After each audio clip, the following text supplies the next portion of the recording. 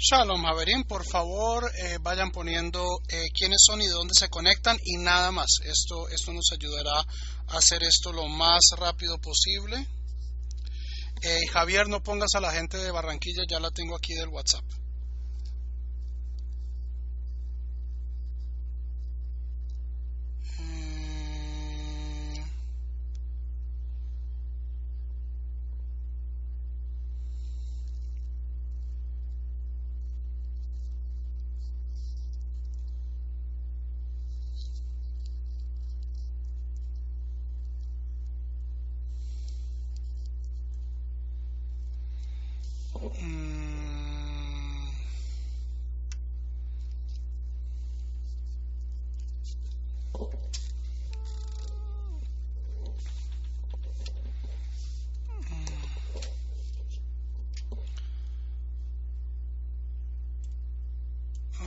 Ok.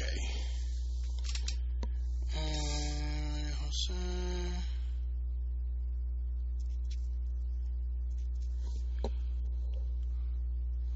Valente. Los Amaranto.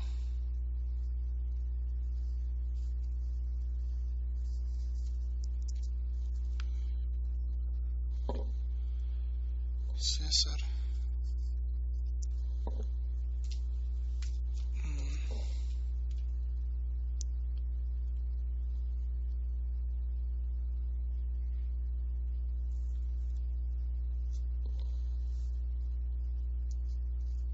Ok.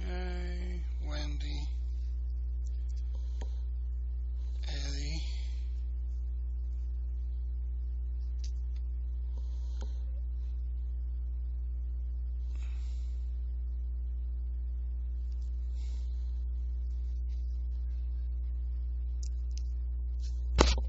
El Torres. Los Suárez.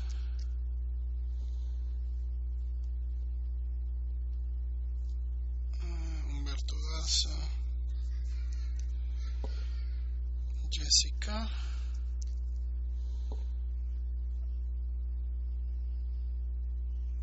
Los García. Ubaldo. Nelson. Ok. David.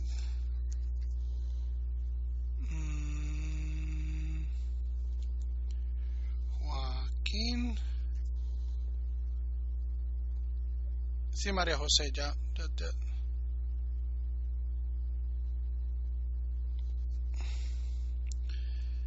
Veo a Caterín. Veo a Moishe.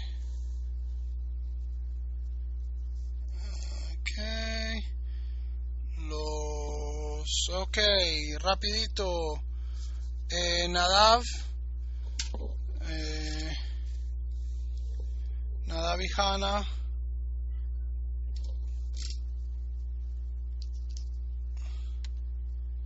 Ivette.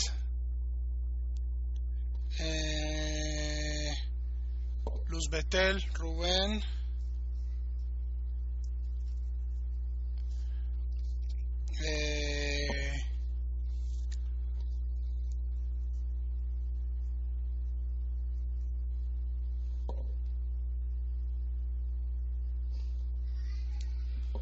Ya te tengo.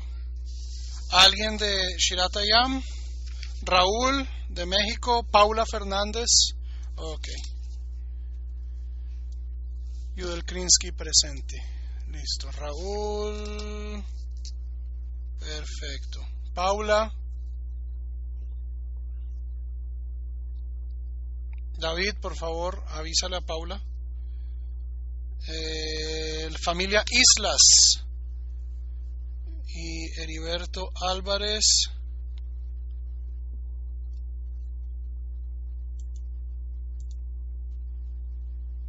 Ok.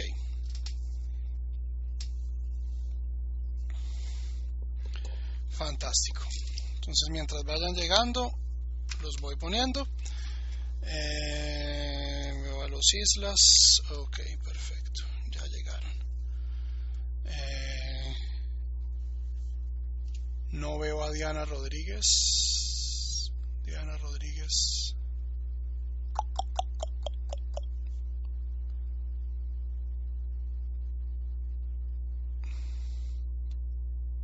Ok. Listo, Paula. Perfecto. Los cuentas. Ok, listo. Bueno, Javerim, shalom a todos. Bienvenidos a nuestra segunda clase de introducción al judaísmo. Desafortunadamente, la primera clase no fue grabada.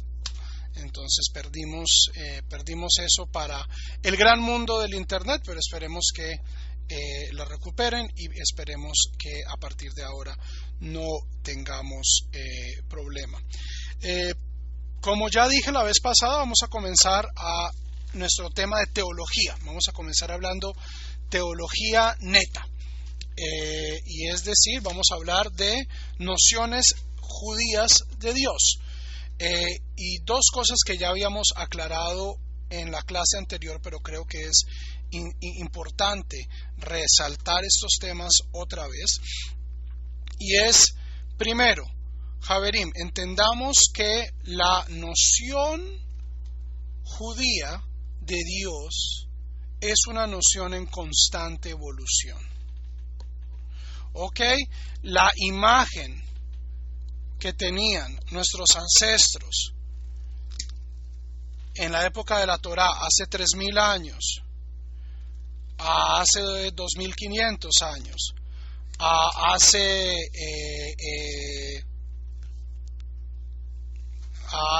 1000 años, hace 500 años, es diferente. Pero ¿cómo nos va a decir eso, rabino, si la Torá dice? Sí, pero la Torá, Javerim, es un libro. La Torá, Javerim, es un libro y los libros se interpretan. Y la Torá no es una excepción.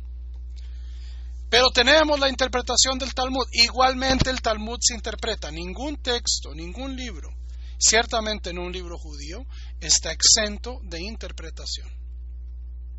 ¿Ok? Entonces, ¿qué es lo que el judaísmo ha hecho a través de los tiempos? El judaísmo ha revisitado los mismos textos, el texto de la Torá, la Mishnah, el Talmud, los Midrashim, y ha creado nuevas interpretaciones. Ahora, esta es una interpretación a veces orgánica, es decir, que fluye de una manera sutil y que el cambio ocurre a través de muchas generaciones. ¿Ok? Y les pongo un ejemplo. Hoy en día, y esto pues va a dejar varias personas con la boca abierta, hay personas dentro del pueblo judío que no son tan monoteístas como uno podría esperarlo. ¿Ok? Y creen que Dios admite pluralidad dentro de sí. No me estoy refiriendo a los trinitarios, eso ya no es judaísmo. Me estoy refiriendo a las personas que creen en la Sefirot. Y que creen que en efecto las Sefirot son manifestaciones de diversos aspectos de Dios.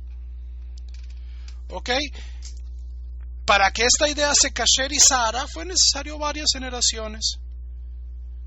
Primero era una sabiduría secreta, ¿cierto?, de unos iniciados, pero eventualmente fue popularizándose, hasta que hoy uno le habla a la gente de Tiferet, de Hod, de Netzach, de Geburah, y la mayoría de ellos no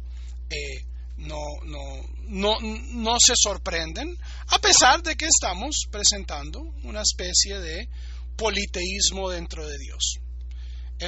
Ahora, un paréntesis que debo hacer: no toda creencia que aparece en la teología judía es universal. Hay muy pocas ideas que creo yo sobre Dios que sean unánimemente aceptadas por todo el pueblo judío, e incluso por todo el pueblo judío creyente, porque como ya hablamos en la clase pasada, hay partes del pueblo judío que no son creyentes, que no participan del discurso religioso. ¿Ok? Entonces hay cambios que son orgánicos y hay cambios que son abruptos. Hay cambios que crean un cambio de paradigma, como se habla en filosofía de la ciencia. Uno de estos cambios fue, por ejemplo, el cambio de paradigma rabínico. Antes de la destrucción del templo, el judaísmo, en su práctica y en su teología, se centraba alrededor del templo. Una vez desaparece el templo de manera súbita, ¿qué pasa? Hay un cambio de paradigma. Y los rabinos se encargan en las próximas generaciones de una manera muy abrupta de generar un nuevo paradigma de qué es el judaísmo. Ok, entonces ese es el primer punto. Ese es el primer punto que quiero anotar. Toda teología del judaísmo es provisional. Es muy difícil saber qué pensaba Moisés. Es muy difícil meterse en la cabeza de Moisés y decir, Moisés pensaba esto sobre Dios. ¿Qué tenemos de Moisés? Tenemos sus palabras, y sus palabras pueden ser leídas de una infinidad de maneras. ¿Ok? Entonces ese es un punto. ¿Qué pensaban los rabinos? Bueno, ellos nos dejaron también textos, pero no podemos meternos en la cabeza de los rabinos. Entonces, la teología del judaísmo es una constante evolución. Y con esto quiero volverles a hacer mi dibujito de la vez pasada. ¿De qué es el judaísmo? Para mí, aquí tenemos mis judíos mutantes. Mis judíos mutantes, y aquí tenemos a Dios como un ente trascendente, absoluto, infinito, y la relación entre Dios y el pueblo de Israel, que es una relación que tiene dos vértices. Por un lado es histórica, es decir, avanza en el tiempo, y por el otro lado es diacrónica, es decir, avanza con nuestra interpretación de Dios. Es decir, nuestra interpretación de Dios cambia en el tiempo. Si somos optimistas, nos estamos acercando cada vez más asintóticamente a una mejor comprensión de Dios. Si hay progreso en la religión. Hay gente que dice que es todo lo contrario, ¿cierto? Que Moisés tenía toda una absoluta noción de Dios, y que conforme vamos en las generaciones nuestro conocimiento disminuye, pero pues eso en mi opinión es más piadoso que real. Yo creo que hay en efecto progreso en religión. Por ejemplo, nuestros ancestros hace 1000 años pensaban que, la mayoría de los judíos pensaban que Dios tenía cuerpo. Hoy sabemos que esto, o al menos creemos que esto no es así. En mi opinión, esa es una versión mucho más purificada de Dios. Pero ¿cuál es entonces el concepto y la noción que mejor expresan la relación entre Dios y el pueblo de Israel? Es la palabra original. Javerim, la palabra religión no aparece en la Torá, la palabra judaísmo no aparece en la Torá, ni en el Talmud. Lo que aparece es la palabra berit, pacto. ¿Cuál es un pacto? ¿Qué es un pacto? Un pacto significa yo estoy contigo, tú estás conmigo. Estamos en una relación. Y a veces nosotros cumplimos el pacto, a veces no. Hay teólogos contemporáneos que dicen que a veces Dios cumple su pacto y a veces no. Máxima herejía. La persona que dice esto, sea de paso, es un rabino ortodoxo. Es el rabino Yitzhak Greenberg, que es uno de los teólogos contemporáneos más importantes. Y él dice, la Shoah fue una ruptura del pacto por parte de Dios. Eso no significa que el pacto sea anulado, sino que a veces, la mayoría de las veces ha sido el pueblo judío el que ha desobedecido el pacto, pero a veces por causas insondables es Dios el que desobedece el pacto. Pero la relación no desaparece. Es decir, nuestro conocimiento de Dios, en mi opinión, se incrementa a través de la historia. Si tenemos un vértice cronológico y un vértice diacrónico, en el que cada vez nosotros entendemos más aspectos de la Torah. Es uno de los midrashim y de las creencias, ciertamente es una creencia rabínica, menos citadas en el judaísmo emergente latinoamericano. ¿Quieren saber cuál es? Se las voy a escribir porque es muy linda. Se las voy a escribir porque ustedes deberían saberse esto de memoria. Shivim Panim la Torah, que significa la Torah tiene 70 caras.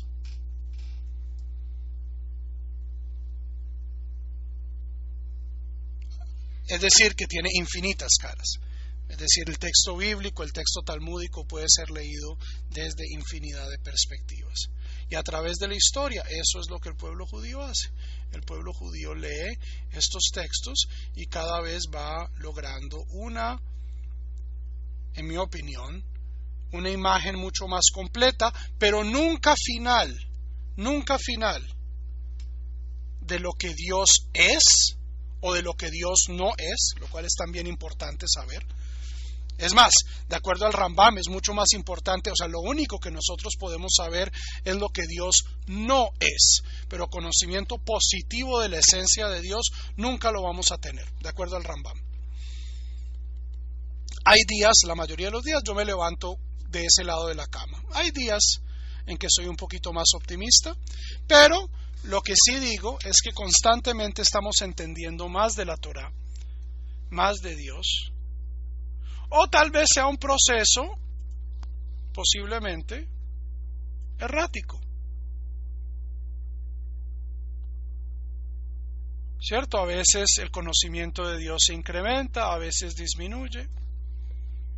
Todo esto, se ha dicho de paso, es ideológico.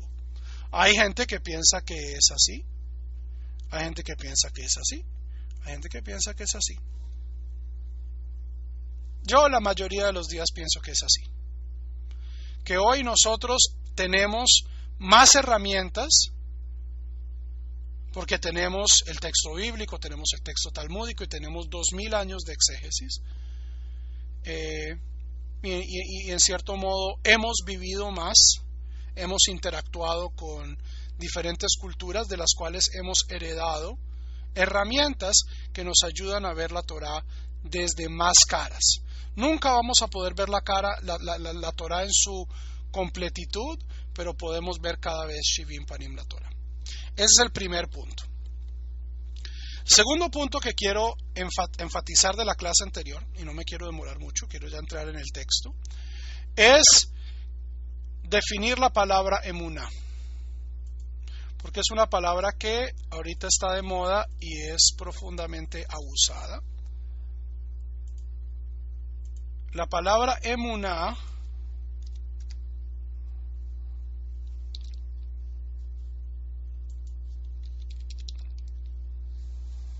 no significa creencia, ni significa fe. Significa relación, fidelidad.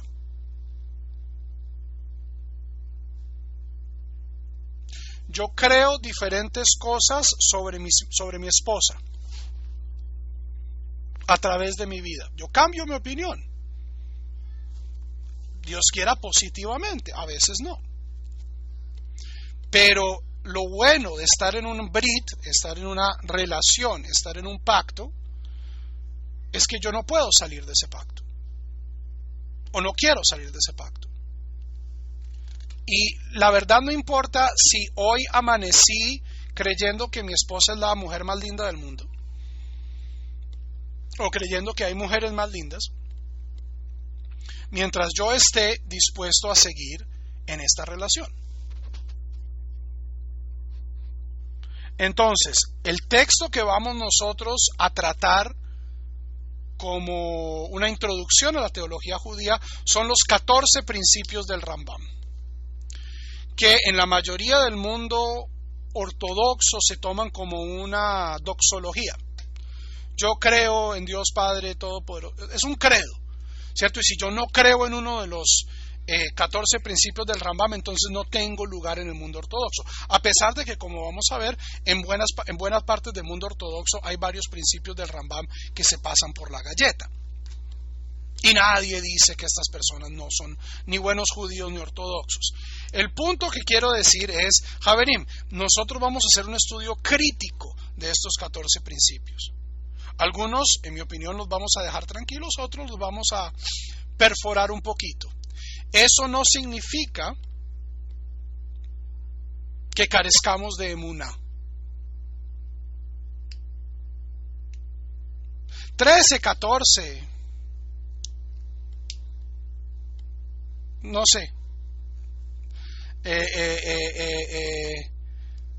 Creo que son 13. Yigdal, Elohim, no, ahorita los contamos. 13 principios. Algunos los vamos a agujerear un poquito, porque me parece que eso es lo correcto, y ya les voy a mostrar donde el Rambam mismo nos dice que esto es lo correcto. Algunos los vamos a dejar más bien intactos. Eso no significa que no tengamos emuná. Eso no significa que no podamos ser judíos creyentes. Eso no significa que no podamos ser judíos observantes, sino que estamos justamente haciendo lo que el Rambam hizo hace 700 años, que es tratando con las herramientas mentales, racionales, históricas que tenemos, tratar de crearnos una imagen de Dios. Esto es lo que el Rambam estaba haciendo. En mi opinión, el Rambam no esperaba que estos 13 principios fueran son la mejor aproximación que pudo hacer el Rambam, pero como ya hemos visto, la teología es una historia que cambia, que fluctúa. Entonces varios de estos principios, en mi opinión, deben ser reexaminados.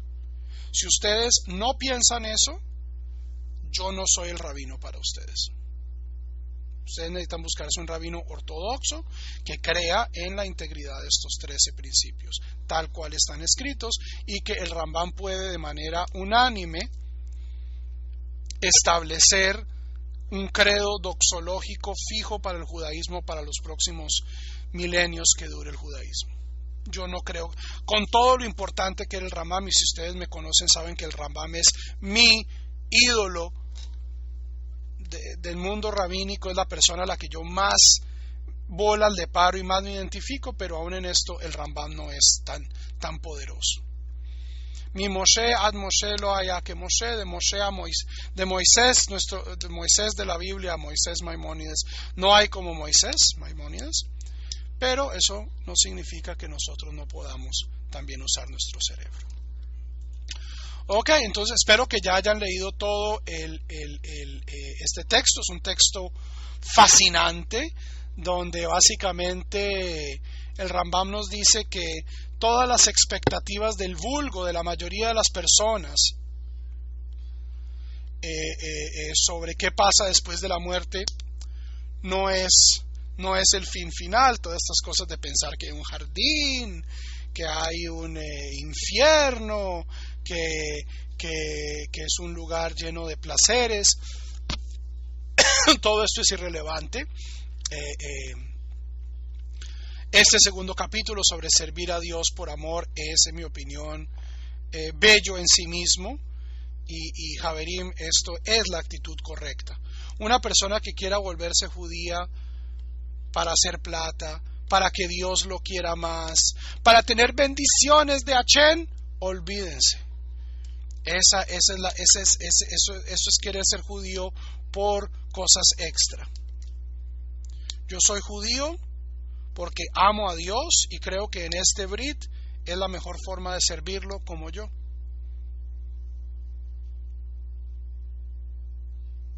¿Ok? ¿Todos han leído este texto? Si no lo han leído, Javerim, estamos perdiendo el tiempo.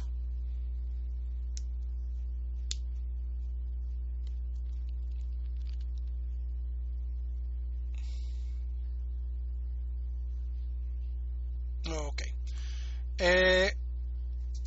César, cuando lleguemos a ese término sobre Moisés, haz la pregunta, ¿ok? Vamos a comenzar. Este es el tema sobre el que me quiero detener antes de llegar a los 13 principios. El lenguaje alegórico de los sabios. Y esto es algo que el Rambam en otras partes también aplica, en parte a la Torá. Él dice, hay tres grupos. Hay quienes constituyen la mayoría de la gente que él conoce, que afirman que las máximas de los sabios deben ser tomadas y entendidas literalmente. Palabra de Dios, ¿cierto? Si el Midrash dice, que es el libro más no el Midrash, sino la traducción, el Midrash dice, editorial Sinaí, Jerusalén, México, que Rivka tenía 3 años, es porque Rivka tenía 3 años. ¿Cierto? Y si dicen que Noé estaba que uno de los gigantes se agarró del arca de Noé, entonces es porque eso es cierto.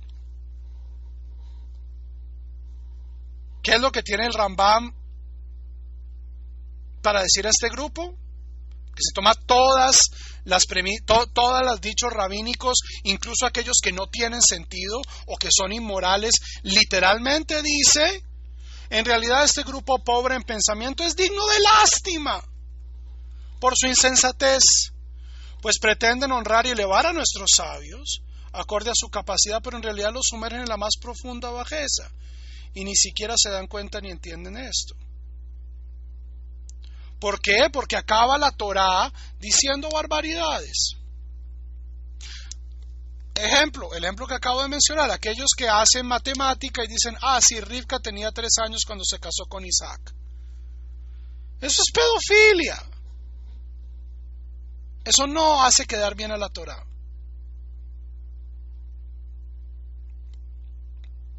Ok, lo mismo se puede decir de aquellas almas bien intencionadas que dicen que el mundo tiene 5,000 años.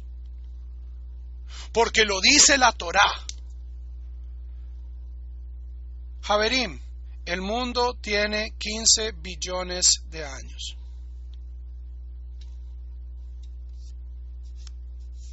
Hasta donde sabemos, Darwin tenía razón. Eso no afecta a la Torá. Eso solo afecta a la Torá. Si yo la leo literalmente. Y solo afecta mi noción de los sabios cuando yo los leo literalmente. Es el primer grupo. El segundo grupo también es muy numeroso. Igualmente, estos toman las palabras de nuestros sabios en forma literal y sostiene que no se referían a otra cosa fuera de lo literalmente expuesto. Pero a diferencia del primer grupo, los citan de esta manera en forma despectiva y peyorativa. Estos son los ateos del Internet.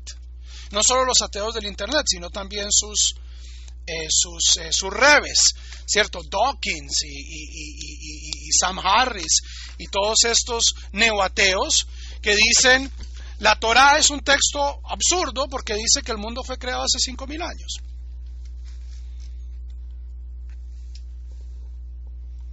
O la Torá promueve matrimonios infantiles, etcétera, etcétera, etcétera, etcétera, etcétera. Sí, la teoría de evolución de Darwin, sí, thumbs up, sí, es cierto. Nosotros descendemos de monos, hasta donde sabemos. Es la mejor explicación que tenemos. Y eso no contradice un ápice de la Torá, porque la Torá no es un texto de ciencia.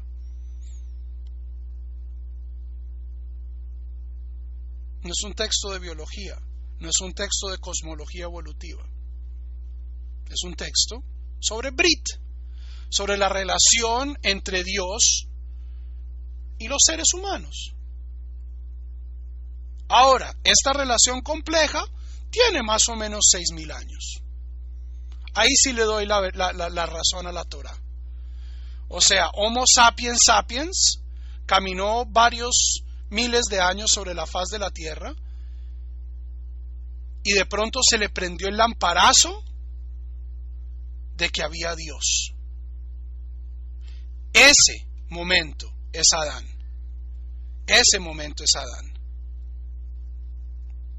Ese es el lamparazo. Y ese lamparazo tiene más o menos 6.000 años. La cultura, la historia, tiene más o menos 6.000 años.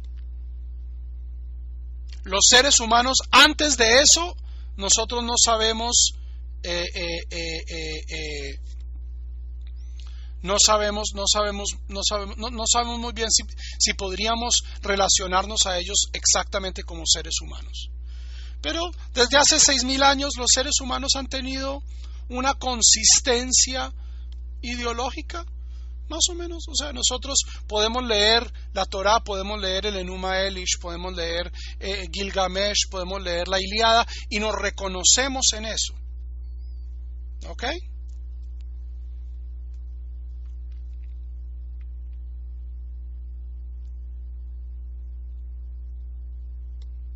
El tercer grupo, dice el Rambam, es tan poco que por Dios no merecen se nos denomine grupo.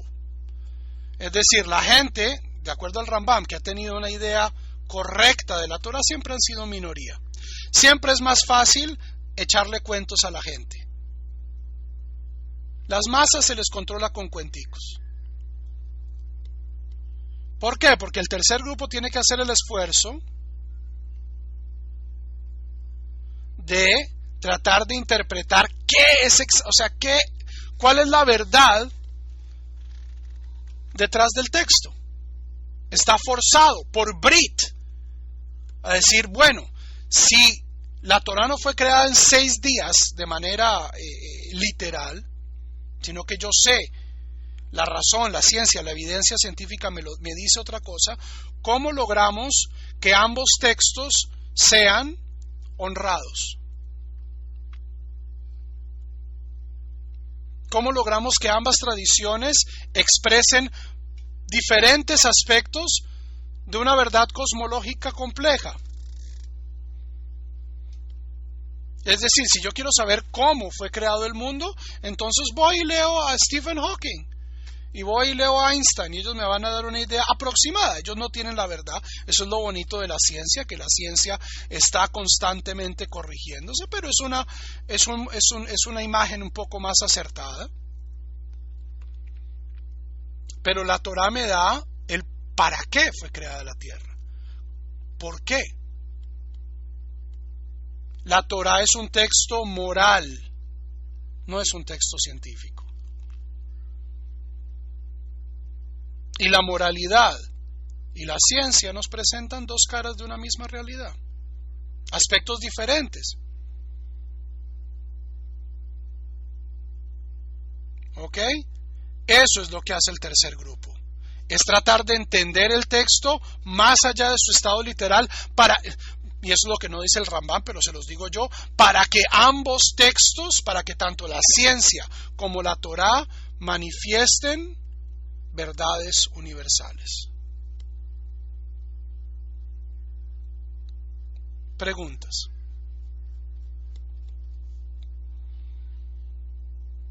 Sobre el sonido, no sé, Tzvia, tendrás que preguntarle a los otros Javerim.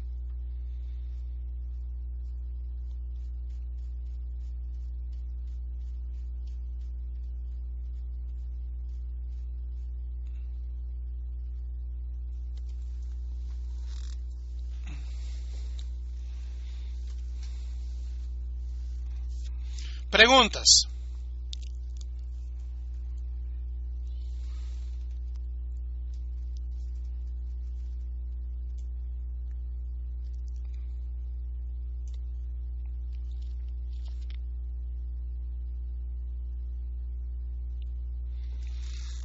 No, César, la manera de cumplir el tercer grupo es ser inteligente.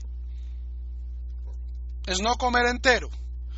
Que porque, o sea, apenas, o sea, mira el judaísmo latinoamericano. Un rabino dice, yo puedo matar demonios con el humo del cigarrillo, y todo el mundo, uy, ¿por qué? Y lo tengo aquí en este texto cabalístico, uy, venga, rabino, le pago $10,000 para que me mate los demonios con el cigarrillo. Come on. Ok, o sea,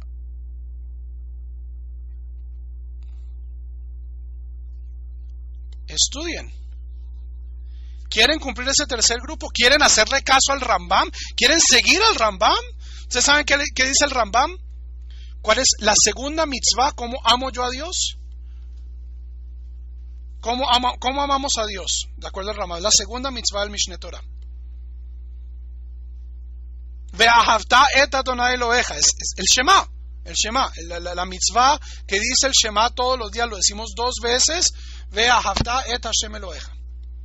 Amar a Dios. ¿Cómo logramos amar a Dios? No es sentarme como Moshe Balanga. Oh Dios, te amo, te amo, te amo, te amo, te amo. Te amo, te amo, te amo. Al menos de acuerdo al Rambam. Tampoco es cumpliendo el Brit.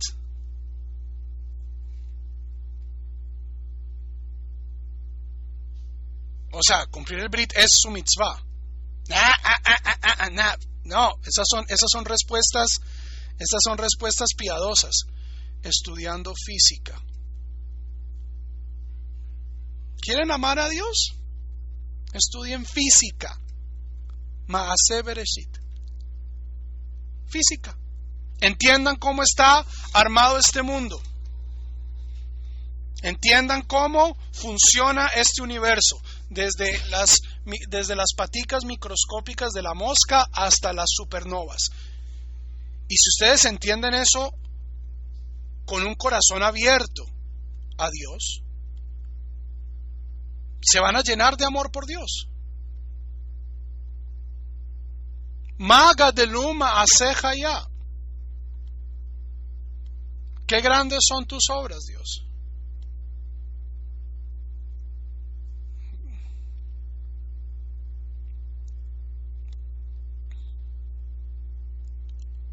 Ok. No entiendo la pregunta, Moishe. No es un misterio, es ciencia. Es ciencia, ¿no? O sea, la palabra misterio justamente vende más. El misterio de los demonios que el rabino mata con su cigarrillo. Lo ideal es vivir en el mundo de la verdad. En el mundo de la verdad, es decir, en el mundo de entender. En el mundo donde no hay misterios. Entonces el Rambam nos dice, primera mitzvah, ¿quiere amar a Dios? Aprenda ciencia. Aprenda biología. Aprenda física. Entienda cómo funciona el mundo. Y luego aprenda filosofía. Aprenda filosofía porque entonces uno se va a dar cuenta que Dios no es físico. Que las galaxias y las supernovas son gigantescas, inmensas, grandísimas, y que Dios es más grande que eso, porque Dios no está limitado por reglas físicas. Entonces quieren de verdad. Hay mucha gente, no, yo sigo al Rambam, pero creen que hay rabinos que pueden matar demonios con cigarrillos. Entonces, ¿cómo ser un buen judío? Estudien la Torá, practiquen la Torá, pero estudien ciencia. Usen su cabeza. Eso es exactamente, Teresa, lo que dice el Rambam. Que cuando uno llega a conocer cómo funciona el universo, se llena uno de asombro. Y de amor. Y de miedo. Uno cumple simultáneamente la mitzvah de ahavá, de amar a Dios, pero también cuando uno se da cuenta de lo chiquito que es. Javerín, busquen, hay varias animaciones en el internet del verdadero tamaño de la Tierra. O sea, de cuántas billones y billones de años luz de distancia hay entre estrella y estrella, entre galaxia y galaxia. O sea, el universo en estos últimos años hemos descubierto que es infinitamente más grande de lo que nuestros ancestros pensaban. Nuestros ancestros pensaban que el universo se acababa en las estrellas, que estaban después de Saturno. Imagínense, hasta ahí les llegaba el universo. Imagínense, ¡pum! Lo que hoy sabemos de astronomía, a mí la astronomía me llena. Para mí es una experiencia religiosa, y no como decía Enrique Iglesias, sino de verdad, una experiencia religiosa.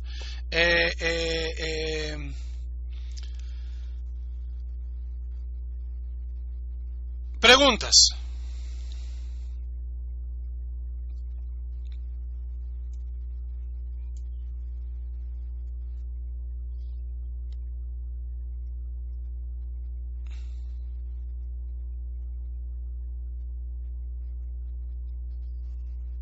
No, ok. Para adelante y para adentro. La esencia del judaísmo. Es importante recalcar en este contexto, por ser el más apropiado para ello, que los fundamentos de nuestra religión, fundamentos, no estamos hablando de aquí de credos, son 13 principios, Yud, Gimel y Karim. A saber, primer principio: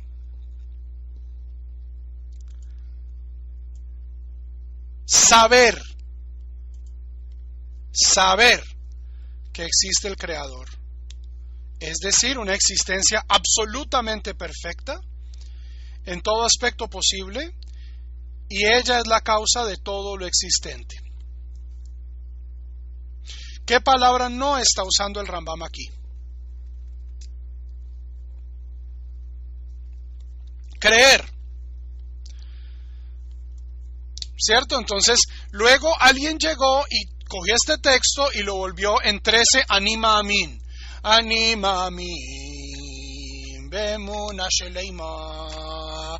No dice mamin. Dice saber. Aquí la creencia no tiene lugar, es saber que existe el Creador. Saber.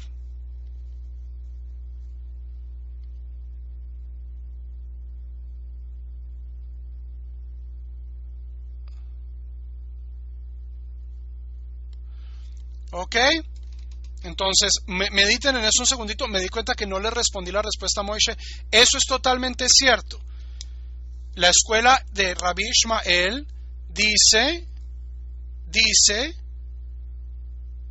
Dibra Torah kilshon benei Adam. La Torah se expresa en el lenguaje de los seres humanos. Un ser humano que sabe ciencia, que sabe antropología, que sabe mucho, va a encontrar más en la Torah que alguien pobre. Alguien con poca cultura va a ver la Torah y va a decir, yo me creo este cuento completico, y hay culebras que hablan, y hay asnos que hablan, y todo es. Una persona que sabe más va a encontrar formas de que este texto le hable adecuado a su tiempo y adecuado a su intelecto. ¿Ok? Entonces, ¿qué quiere decir aquí el Rambam con saber que existe el Creador? Es tener un argumento. Y el argumento de él es un argumento muy sencillo, es un argumento basado en el argumento de Aristóteles, donde dice, hay movimiento infinito en el universo. Todo movimiento depende eventualmente de un motor, es decir, las cosas no se mueven sin que algo las mueva, y eventualmente la cadena lógica debe terminar en que hay algo que mueve todo y que no se mueve. Este algo que mueve todo pero que no se mueve es lo que llamamos Dios.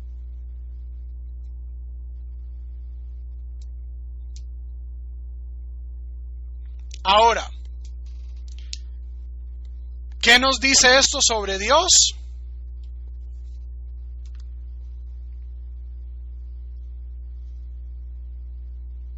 Nada, muy poco. O sea, Dios mueve cosas. Ok, Dios mueve cosas, pero no nos dice nada sobre la esencia de Dios. Saber que existe. ¿Qué es lo que tenemos que saber sobre Dios? ¿Qué es? Que Dios es. Que hay una fuerza. Ni siquiera Dios no es una fuerza. Si Dios fuera una fuerza, Dios estaría en el mundo. Dios existe. Estamos en relación con Él. Más allá de ello, sabemos muy poco. ¿Ok? Donde la religión y la ciencia comienzan a tener problemas, es donde la religión se pone a especular. Mira, no, sí, Dios es un viejito de barba blanca que odia a los gays. Entonces ahí es donde la ciencia comienza a decir, no, ustedes no tienen base para saber esto. Por el momento, en este momento, ¿qué sabemos? Que Dios es. Y es un argumento que el Rambam saca de la física y de la filosofía de su tiempo. La física de nuestro tiempo y la filosofía de nuestro tiempo es diferente. Tal vez no es un Dios que mueva galaxias, tal vez el Dios nuestro mueve leptones, mueve bosones, mueve partículas subatómicas. Find the gaps, como dicen los científicos. ¿Dónde está Dios? Dios está, los científicos creyentes. Dios se manifiesta en the gaps, en las brechas de nuestras explicaciones. Ahí está Dios. Y lo bueno de saber cada vez más sobre el universo es que cada vez Dios tiene menos lugar donde esconderse. En Él reside la posibilidad de ser de todo lo demás y por Él existen. Es absurdo suponer que no exista. Es un argumento filosófico. Si P, entonces Q. Si Dios no existe, pues al dejar de existir todo lo demás se anularía y no quedaría nada que pudiera subsistir por sí mismo. Para el Rambam, Dios es la fuente constante de la existencia. Es decir, y en esto el judaísmo le da la razón. Si no, lean ustedes la primera verajá antes del Shema, tanto en la noche como en la mañana. Haose bechol yom ma'ase bereshit. Dios hace todos los días la obra de la creación. Dios es un Dios activo. Si pudiéramos suponer que todo dejará de existir con excepción de Él, no se anularía la existencia de Dios y en nada lo afectaría. Pues se basta consigo mismo para existir y no precisa de nada ajeno a Él. Todo lo demás, desde lo celestial, me refiero a los ángeles, hasta lo terrenal y lo que hay entre ellos, todo precisa de Él para existir. Invoca este principio lo dicho, Anoji Hashem Eloheja. Yo soy el Señor tu Dios. Éxodo 22:1. El Dios del judaísmo es tanto trascendente como inmanente, es decir, Dios está por fuera del mundo, pero también está dentro del mundo. ¿Por qué? Porque todo lo que existe comparte cierta causalidad divina.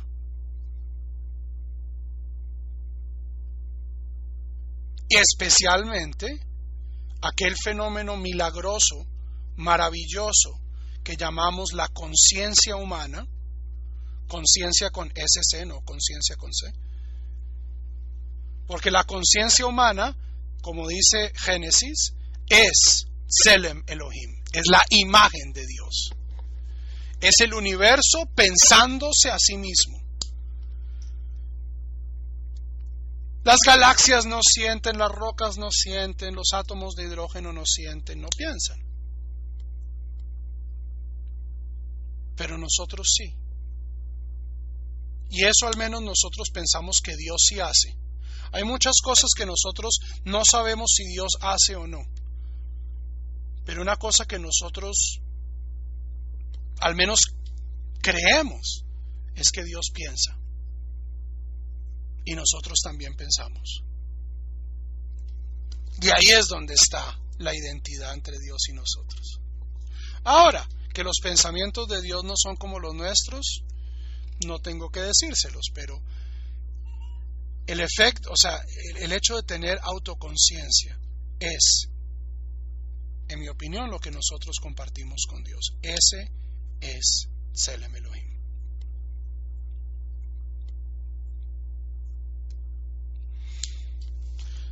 Dios está en constante actividad porque Él está en todo. Dios no es todo. Eso es lo que decía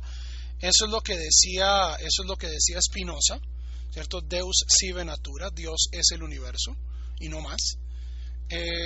Una versión un poco más teísta es Dios está adentro y por fuera del universo.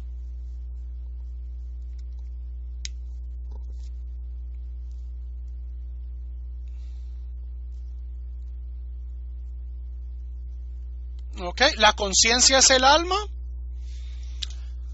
No sé. O sea, la conciencia es exactamente lo que tú estás experimentando en este momento, María. Si la conciencia, o sea, tú piensas, y piensas en Dios, y piensas en el universo. Ahora, ¿qué está en la raíz de eso? El judaísmo, al menos el judaísmo rabínico y el judaísmo bíblico, no le interesa. Para ellos la conciencia es un hecho.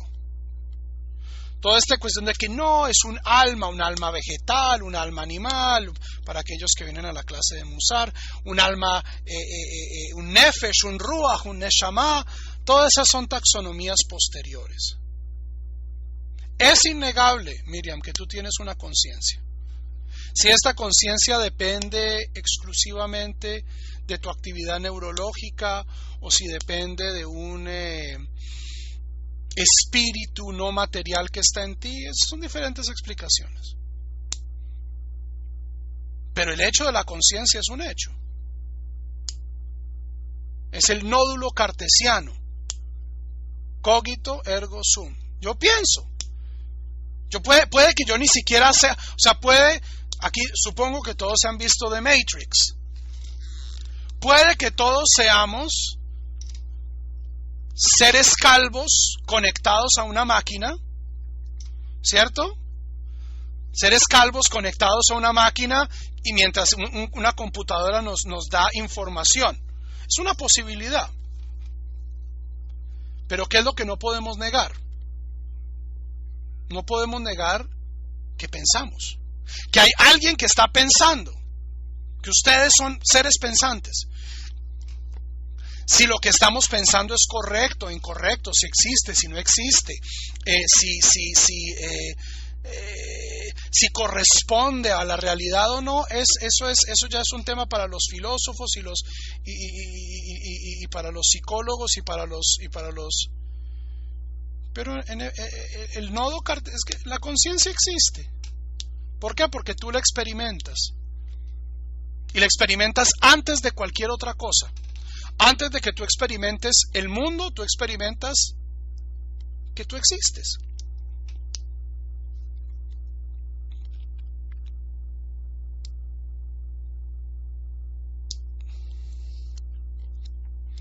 Ahora, con la pregunta de Alba, porque él tiene, ¿cómo es que él sabe? No es porque haya entendido o haya aceptado, esta no es o sea, saber no es una cuestión de seguridad. ¿Cierto? La mayoría de nosotros cree que sabe con certeza porque tiene un sentimiento que le dice esto es cierto. Eso no tiene nada que ver con... El Rambam dice que sabe que Dios existe porque tiene un argumento. Y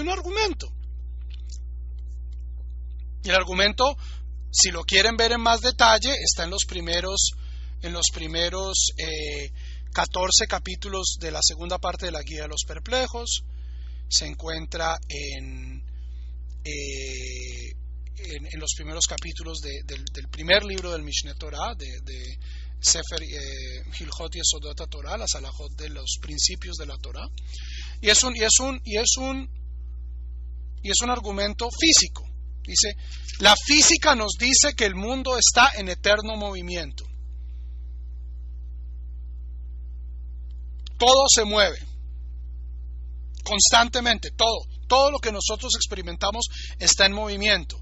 Y nosotros hoy sabemos algo que el Rambam no sabía, y es que incluso aquellas cosas que parece que no se movieran, como las piedras, ¿cierto?, están en movimiento a nivel atómico y a nivel subatómico.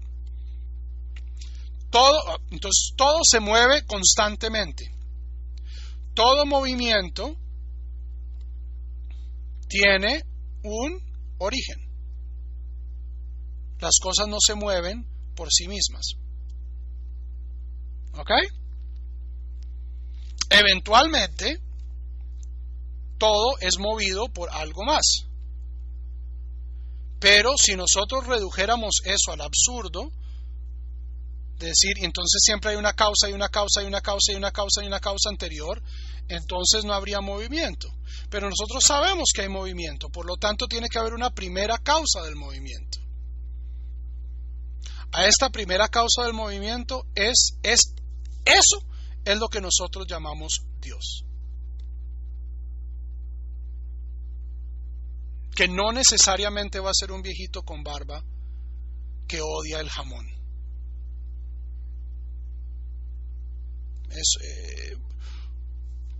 ¿Ok? Pero ese es el argumento del Rambam. Por eso es que el Rambam dice que él sabe que Dios existe. Es un argumento filosófico, científico. Uno podría hoy hacer esa misma pregunta como, bueno, ¿y qué había antes del Big Bang? ¿Qué desató el Big Bang?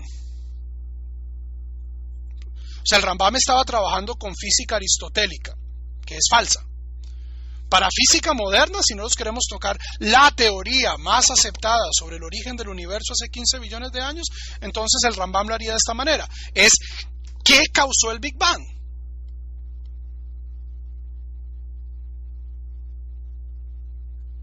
No hay chispas, Moisés, porque la materia no existía en el Big Bang. Para que se formara el primer átomo de hidrógeno, tomó 3 billones de años. El universo estaba demasiado caliente para formar átomos ni siquiera. ¿Qué había y por qué? Esa es la pregunta. Ni siquiera. ¿De dónde salió esa energía? ¿Para dónde? ¿Por qué es como es? Hasta ahí llega nuestro conocimiento. Entonces uno podría decir, bueno, o es random, o es completamente aleatorio, y es algo espontáneo, que es lo que dicen los ateos convencidos. O uno podría decir, no, ahí donde comienza nuestra ignorancia, ahí, y el Rambam decía, yo no sé nada sobre Dios. ¿Yo qué puedo saber de Dios? Sus consecuencias. Y el Rambam decía, este universo es demasiado hermoso, demasiado ordenado, demasiado perfecto para ser aleatorio. Tal vez es una cuestión de fe, pero, o sea, hasta que los científicos no tengan una mejor respuesta de qué había antes del Big Bang, y estoy seguro que cuando tengan una respuesta de esto va a haber una otra pregunta, y es, ¿qué había antes de lo que había antes del Big Bang? Ese es el argumento del Rambam para oídos modernos. ¿Ok? Entonces, estamos haciendo lo que les dije que íbamos a hacer. Estamos tomando la teología del Rambam, pero estamos actualizándola. Creo que alcanzamos a hacer otro principio.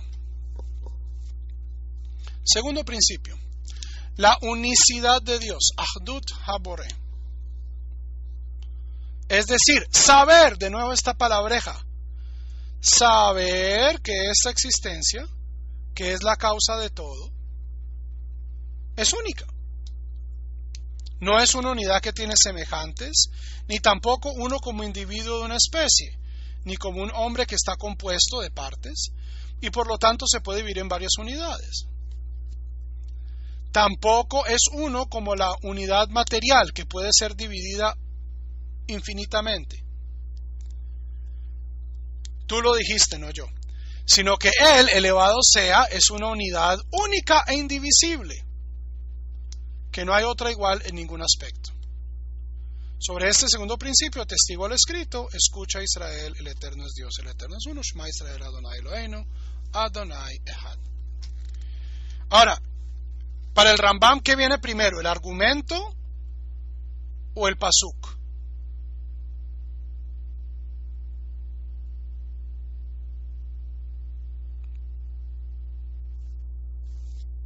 El versículo. El argumento. Y luego dice, y esto lo aprendemos en nuestra Biblia, en este versículo.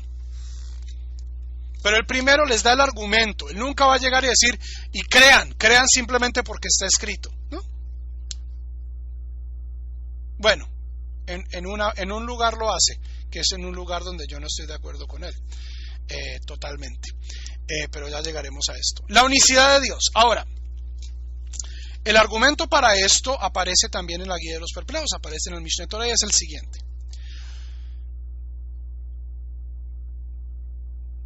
Si el motor de todo es físico,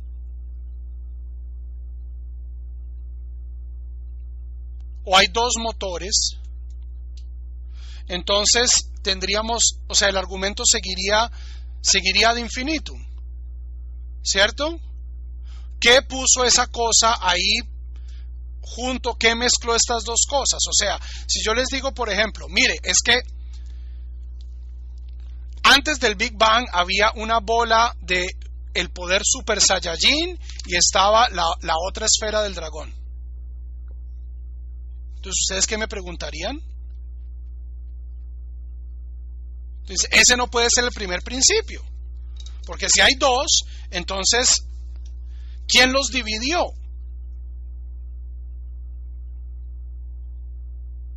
La diversidad requiere explicación.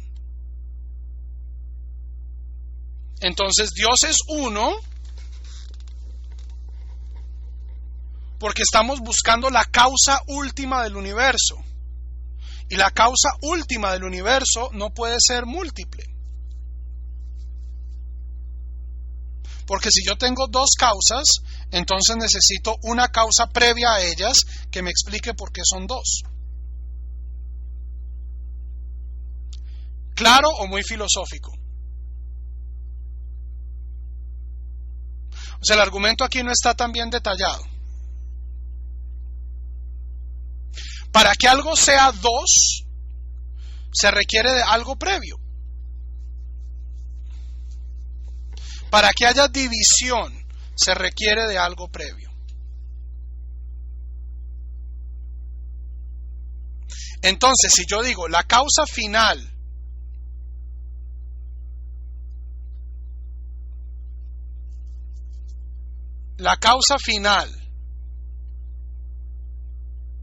de Dios no puede ser múltiple. Tiene que ser una. Ubaldo, ¿tú crees que esa pregunta tiene sentido?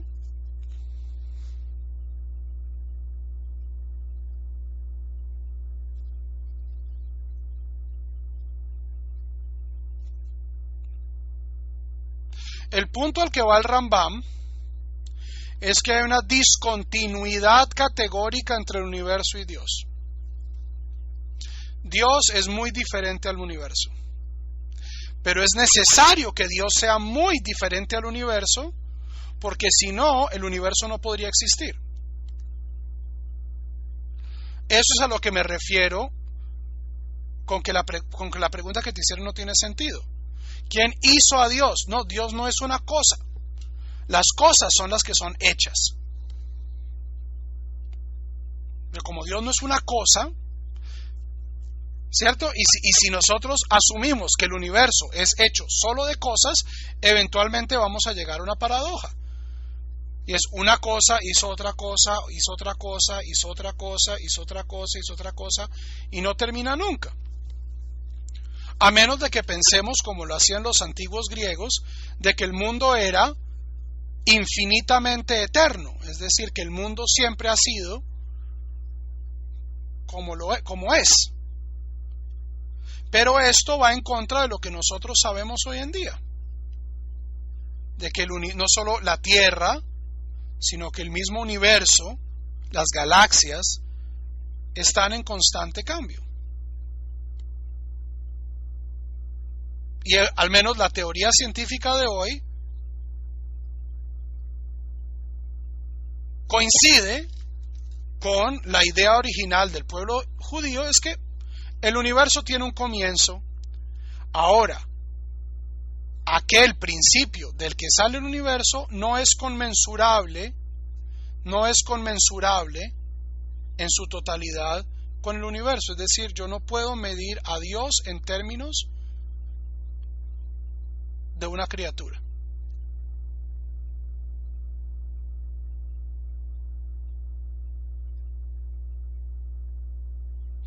No, César, eso aparece en el primer.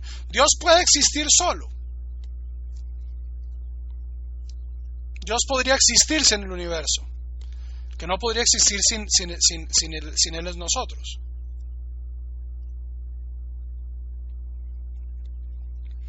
Ok, ¿preguntas sobre este segundo principio?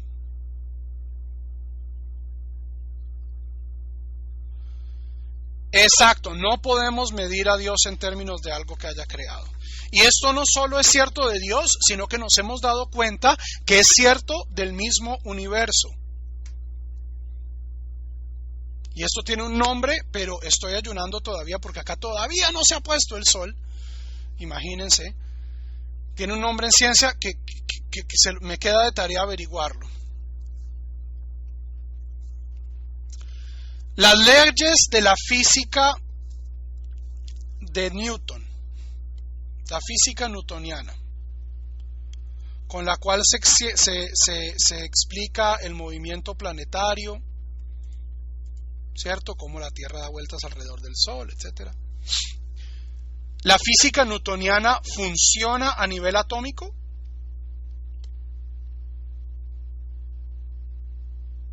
No, los átomos no se comportan newtonianamente. La física de partículas, que explica cómo funcionan los electrones, los protones, los neutrones, funciona a nivel cuántico, que describe el movimiento y la interacción de las partículas subatómicas.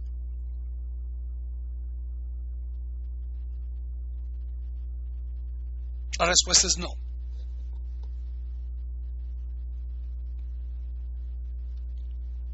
Es decir, cuando estamos hablando de bosones, de leptones, de cosas que se comportan como partículas y como ondas a la vez, eso no es una partícula. Es una partícula, es una onda. Esa es la incertidumbre cuántica.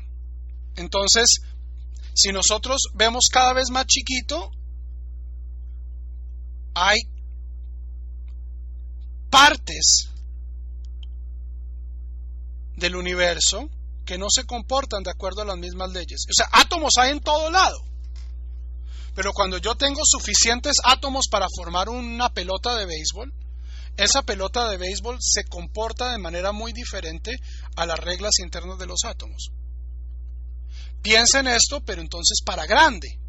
Las galaxias no operan de acuerdo a física newtoniana, sino que operan de acuerdo a física einsteiniana. Y si nosotros nos ponemos a pensar aún más grande, en términos de universos paralelos, en términos de teoría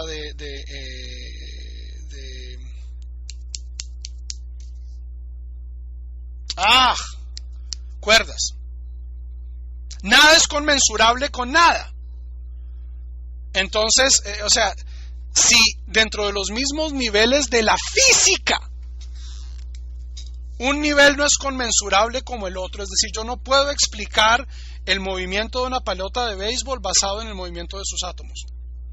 Pero yo sé que los átomos de la pelota de béisbol se están moviendo de acuerdo a ¿cierto? Imagínense cuando tratamos de explicar a Dios en términos de la creación. Vamos a fallar. ¿Qué es lo que tenemos para describir a Dios, Javerim? Metáforas.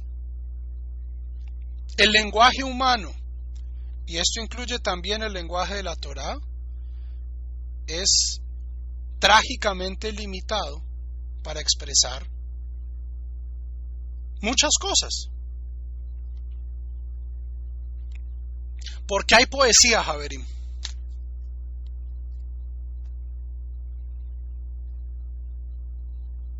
Porque con el lenguaje normal ni siquiera podemos expresar lo que sentimos. Imagínense, es un sentimiento, el amor que yo le tengo a mi amada. No es verdad, ángel de amor, no, bla, bla, bla, bla, bla, bla. Te comparo con el cielo, con las estrellas, con el mar. Me siento ahogado, bla, bla, bla, bla, bla. Todas son metáforas para describir un sentimiento humano, que es posiblemente una serie de hormonas y de secreciones poco agradables en la glándula pituitaria. Imagínense tratar de usar lenguaje, ese mismo lenguaje, para tratar de describir al Ribono Shel Olam, al amo del universo, algo que está por encima. Entonces, todo lo que tenemos, incluso nuestras obras en las que confiamos más, que son la Torá, el Talmud, tenemos que entender que todo eso es lenguaje, y es lenguaje limitado. Que nada de esto son descripciones de Dios, sino descripciones de la experiencia de Dios. Es muy diferente. Describir a Dios y describir qué siento yo cuando me encuentro con Dios. Y por eso es que todo el lenguaje teológico de la Biblia es corporal. La mano de Dios, el pie de Dios, el aliento de Dios, los ojos de Dios, la oreja de Dios.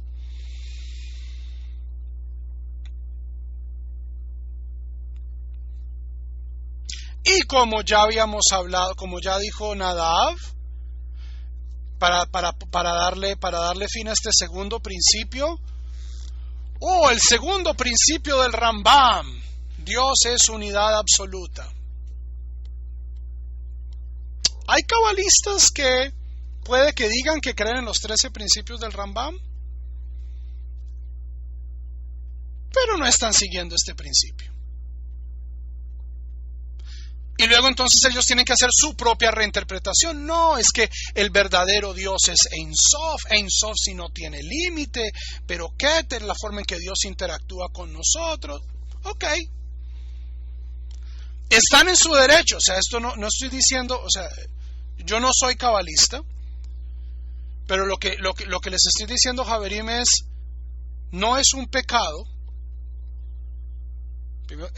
bórrense esa palabra de la cabeza, pero no es una gran transgresión estar en desacuerdo con el Rambam. Gran parte del pueblo judío lo está, a pesar de que dicen a rajatabla, ¿cierto? Que ellos creen con emuná shlema, con fe perfecta, en los 13 principios del Rambam.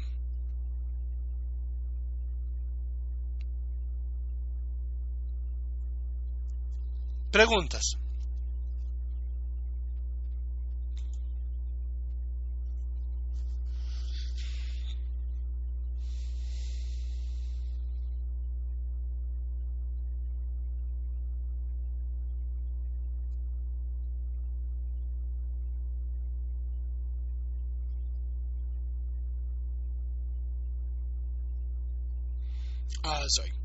Javerim, discúlpenme, este ayuno me ha dejado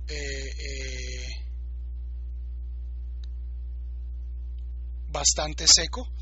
Entonces vamos a dejar aquí con este principio. Próxima clase comenzamos con el tercer principio. Por favor, si no hay gente que ha leído todo el texto, por favor lean el texto, es muy importante tenerlo claro. Hablaba ahorita de una corriente que cree en Dios como los cabalistas. ¿Qué son las 10 sefirot? Atributos de Dios, bueno,